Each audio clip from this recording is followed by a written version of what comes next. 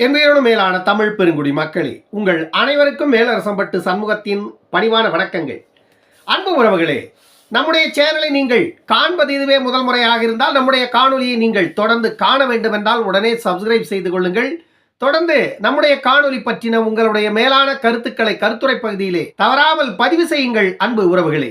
அதே வேளையில் உங்களுடைய மேலரசம்பட்டு சண்முகம் யூடியூப் சேனலின் வளர்ச்சிக்காக தங்களால் இயன்ற பொருளாதார உதவியை போன்பே மூலம் செய்யுமாறு தங்களை அன்போடு கேட்டுக்கொள்கிறேன். வாருங்கள் அன்பு உறவுகளே, காணொலிக்குள் செல்லுவோம். சந்தி சிரிக்கும் திராவிடம், பேரதிர்ச்சியில் ஊழல் பெருச்சாளிகள். சுயமரியாதையை பேசினார்கள், தன்மானத்தை பேசினார்கள், கடமை கண்ணியம் கட்டுப்பாட்டை பேசினார்கள். திராவிடமே இல்லை என்றால் இங்கு யாருக்கும் வாழ்வில்லை என்று சொன்னார்கள். ஆனால் அனைத்து மக்களின் வாழ்வியலையும் அழித்தது இந்த திராவிடம் தான். இல்லைன்னு யாருன்னா சொல்ல முடியுமா? இல்லைன்னு யாருன்னா மறுத்துடுவீங்களா? சுயமரியாதையை பேசுகிறீர்கள், தன்மானத்தை பேசுகிறீர்கள், கடமை கண்ணியம் கட்டுப்பாட்டை பேசுகிறீர்கள். ஆனால் அத்தனையும் பறித்ததும் அத்தனையும் இழந்து தவிப்பதும் அந்த திராவிடத்திற்கு வாக்களித்ததால் தான் இன்று தமிழ்நாட்டு மக்கள் அத்தனையும் இழந்து தவித்துக் கொண்டிருக்கிறார்கள். திருமாவளவன் அவர்கள் சமீபத்தில் ஒரு வார்த்தையை மேடையில் பேசினார். எந்த ஒரு காலத்திலும் ஒரு தலித் தமிழ்நாட்டில் முதலமைச்சர் ஆக முடியாதுன்னு. அந்த வார்த்தை இத்தனை ஆண்டுகளாக இல்லாமல், அந்த வார்த்தை இத்தனை ஆண்டுகளாக பேசாமல் திருமாவளவன் அவர்கள் இப்பொழுது பேச வேண்டிய அவசியம் என்ன ஏற்பட்டது? 2026 திருமாவளவனை முதலமைச்சர் வேட்பாளராக திமுக கூட்டணி அறிவித்தால் திமுக கூட்டணியில் திருமாவளவன் இருப்பார் என்று பொருள்.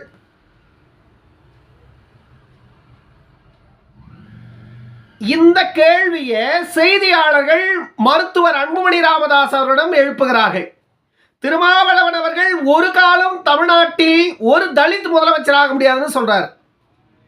அதை பற்றிய உங்கள் கருத்து என்ன அப்படின்னு திருமாவளவன், அதை பற்றி உங்கள் கருத்து என்ன அப்படின்னு மருத்துவர் அன்புமணி ராமதாஸ் அவர்களை செய்தியாளர்கள் கேட்க, செய்தியாளர்களே சற்றும் எதிர்பார்க்காத ஒரு கருத்தை டக்கரை எடுத்து விடுகிறார் அன்புமணி அவர்கள்.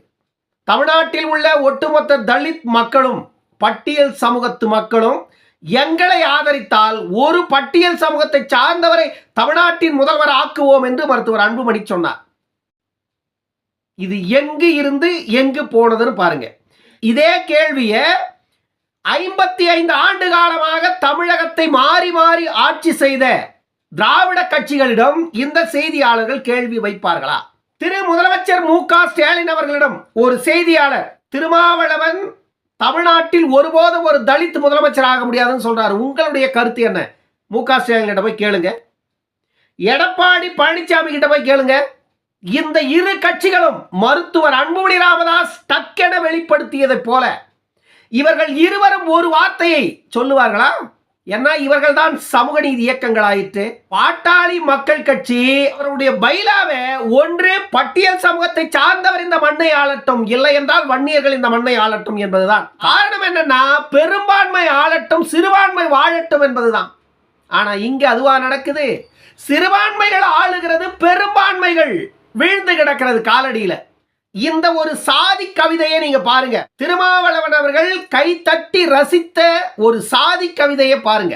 செங்கோல் பிடித்து ஆண்ட பரம்பரை என அடித்தொண்டையில் கத்துவார், மறுபக்கம் உள்ளொதுக்கீடு வேண்டும் என அரசின் கால் பிடித்து சுற்றுவார். கொள்கை ஏதுமில்லா சாதி வெறி பிடித்த கிறுக்கு, அரசியல் அதிகாரம் ஒன்றே அதன் இலக்கு. தேர்தலுக்கு தேர்தல் கூட்டணி மாறும், பச்சோந்தியே அவர்களை பார்த்தால் நானும். அழுகிய பழம் எரிந்து பானை உடையுமா? அழுகிய பழம் எரிந்து பானை உடையுமா? ஆள பிறந்தவர் தான் எங்கள் திருமா. மருத்துவர் ராமதாஸ் என்ற ஒரு ஆளுமை, சுயம்பு ஆளுமை, அந்த சுயம்பு ஆளுமை இந்த தமிழ்நாட்டில் உருவாகலனா நான் ஏற்கனவே பல முறை கூறியது போல இந்த தமிழ்நாட்டை கூறு போட்டு விற்றிருப்பார்கள் இந்த திராவிட கட்சிகள். ஆனால் இந்த 40 ஆண்டு காலமாக இந்த ராமதாஸின் கேள்விக்கு பதில் சொல்ல முடியாமல் விழிப்பிதுங்கி நிற்கின்ற இயக்கங்களின் தலைவர்கள் தான் இந்த திராவிட கட்சியின் தலைவர்கள். ஏன்னா அவ்வளவு திருட்டு, அவ்வளவு அயோக்கியத்தனம், அவ்வளவு முள்ளமாரித்தனம், அத்தனை முடிச்சவைக்குத்தனங்களையும் இந்த திராவிட கட்சிகள் தொடர்ந்து செய்து கொண்டிருக்கிறது. அத்தனையும் தோலுரித்து மக்கள் முன் வெளிக்கொண்டு வந்து காட்டுவது அந்த மருத்துவர் ராமதாஸ் தான். ஆனா இன்றைக்கு ராமதாஸ் அவருடைய மாங்கனி உங்களுக்கு அழுகிய கனியாக தெரியலாம். அந்த அழுகிய கனியின் கொட்டைய சப்பலனா உங்களை போன்றவர்களுக்கெல்லாம் வாழ்க்கையே இல்லை தமிழ்நாட்டில். அந்த மாங்கொட்டையே இல்லாமல் இருந்திருந்தால் பல பேருக்கு இங்கு முகவரியே இல்லாமல் போயிருக்கும் தமிழ்நாட்டில். இன்று நம்ம பெரிய விழா எடுக்கிறோம் இல்ல, இந்த விழாவெல்லாம் இன்றைக்கு எடுத்திருப்பாங்களான்னு சொல்ல முடியாது. ஏன்னா அதற்கு காரணம் அந்த மாங்கொட்டையை சப்பினதுனாலதான். அந்த மாங்கொட்டையை சப்பினதுனாலதான் இன்றைக்கு இவ்வளவு பெரிய விழாலாம் நடத்த முடியும் தமிழ்நாட்டில். இந்த அழுகிய கவிதையை பேசிய அந்த சிறுத்தை வந்துட்டு சாதி மறுப்பு சான்றிதழ் பெற்ற ஒரு சிறுத்தை குட்டியா. ஏன் அவர் சாதி மறுப்பு சான்றிதழ் பெற்றார் என்பதற்கான காரணம், ஒரு தமிழர் இல்லை, ஆனால் தமிழ்நாட்டில் நான் ஆளுமை கொள்ள வேண்டும்.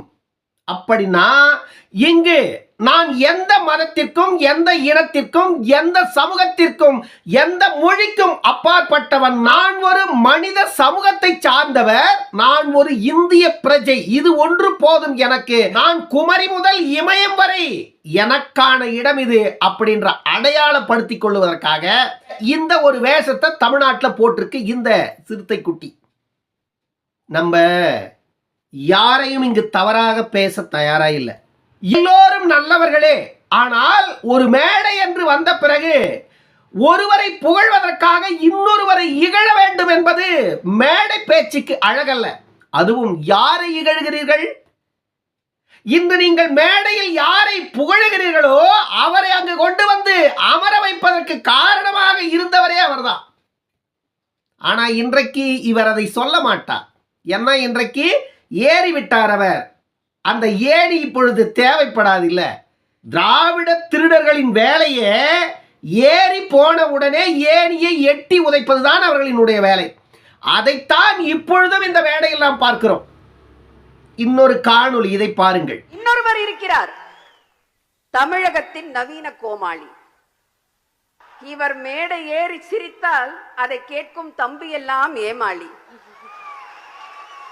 இந்த நூற்றாண்டின் மகத்தான போராளி பிரபாகரனை ஆமை சமைப்பவராய் அவமதிக்கும் இவரு தமிழகத்தின் RSSன் பிசிறு.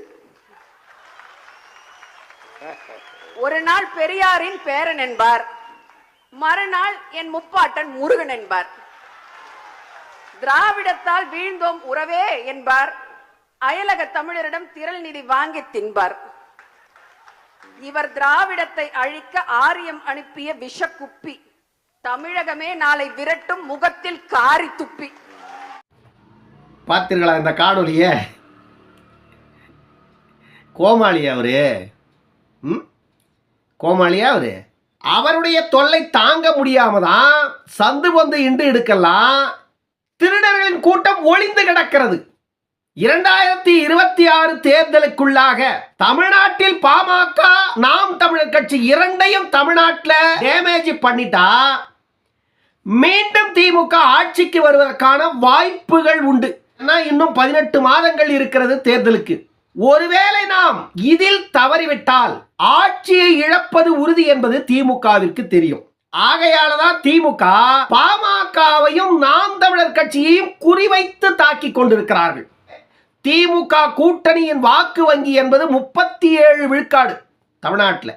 திமுகவுக்கு எதிரில் இருக்கின்ற அணிகளின் வாக்கு வங்கி என்பது குறைந்தது 40 விழுக்காடு வாக்கு. அதில் அதிமுகவிடம் 20 விழுக்காடு, பாட்டாளி மக்கள் கட்சி பிஜேபியிடம் 20 விழுக்காடு, நாம் தமிழரிடம் 8 விழுக்காடு வாக்குகள் இருக்கிறது. 37 பெரிதா 48 பெரிதா என்பதை திமுகவில் உள்ளவர்கள் ஏற்கனவே கணக்கு போட்டு வச்சிட்டாங்க. ஏன்னா இவர்கள் கணக்கில் புலிகள். ஏன்னா கணக்கில் புலியா இல்லாது இருந்தா சர்க்காரியா கமிட்டியோட கண்ணுல விரல ஊட்டி ஆட்டி இருக்க முடியாது. கணக்கில் புலியா இருந்ததுனாலதான் சர்க்காரியா கமிட்டியோட கண்ணுலயே விரல விட்டு ஆட்டிட்டு வெளியே வந்து அதன் பிறகு 20 ஆண்டுகள் தமிழ்நாட்டை ஆட்சி செஞ்சுட்டு போனாரு கருணாநிதி. ஆகையால ஒருவேளை தமிழ்நாட்டில் வருகின்ற 2026 சட்டமன்றத்தில் நாம் தமிழர், பாமக, அதிமுக, பிஜேபி இப்படி இவர்கள் ஒன்றாக கூடிவிட்டால் நம்ம நிலைமை என்ன ஆகும்னு இவங்க சிந்திக்க தொடங்கிட்டாங்க. ஒருவேளை திருமா இங்கிருந்து வெளியே போனாலும் நமக்கு ஆபத்து. திருமாவும் வெளியே போகக்கூடாது, அவர்களும் ஒன்றாக சேரக்கூடாது. இதை எப்படி தடுப்பது என்று ஆட்டத்தை ஆரம்பித்திருக்கிறது திமுக. ஆனால் திமுகவிடம் இருப்பது பணபலம், அதிகார பலம். இந்த இரண்டு பலத்தையும் தாண்டியதுதான் மற்ற பலங்கள். இந்த இரண்டு மிக முக்கியமான பலங்களும் திமுகவிடம் இருப்பதால திமுகவை அடித்து நொறுக்குவதற்கான அத்தனை வேலைகளையும் பாமக ஒரு புறமும் நாம் தமிழர் கட்சி ஒரு புறமும் இப்பொழுது தொடங்கி இருக்கிறது. இதை நன்றாக புரிந்து கொண்ட திமுக இந்த இரண்டு அரசியல் கட்சிகளையும் சிதைக்கின்ற வேளையில் இறங்கி இருக்கிறது. பாமகவை ஒருபோதும் திமுகவால் அசைச்சு கூட பார்க்க முடியாது. ஏன்னா பல ஆண்டுகளாக அசைத்து அசைத்து அசைத்து தான் அசைக்க முடியாமல் அவர்கள் விலகி நின்றார்கள். நாம் தமிழரை அசைத்து விட முடியும் என்ற எண்ணம் அவர்களிடம் இருக்கிறது. ஆனால் சீமான் தாக்கு பிடிப்பாரா என்பதை நாம் பொறுத்திருந்துதான் பார்க்க வேண்டும். 2026 தமிழ்நாட்டில் ஆட்சி மாற்றம் வந்தால் தமிழக மக்கள் தப்பிப்பதற்கான வாய்ப்புகள் உண்டு. இல்லைனா இந்த கொள்ளகார கூட்டம் நாட்டை சூறையாடாது கூறு போட்டு விற்க தொடங்குவார்கள். இன்னொரு காணொலியில் சந்திக்கும் வரை உங்களிடமிருந்து விடைபெற்றுக் கொள்வது மேலரசம்பட்டு சண்முகம். நன்றி, வணக்கம் அன்பு உறவுகளே. உயிரினும் மேலான தமிழ் பெருங்குடி மக்களே, உங்கள் அனைவருக்கும் மேலரசம்பட்டு சண்முகத்தின் பணிவான வணக்கங்கள். அன்பு உறவுகளே, உங்களுடைய மேலரசம்பட்டு சண்முகம் யூடியூப் சேனல் 1,14,000 சப்ஸ்கிரைபர்களை தாண்டி வெற்றிகரமாக இயங்கிக் கொண்டிருக்கிறது. அதற்கு மிக முக்கியமான காரணம் நீங்கள்தான்.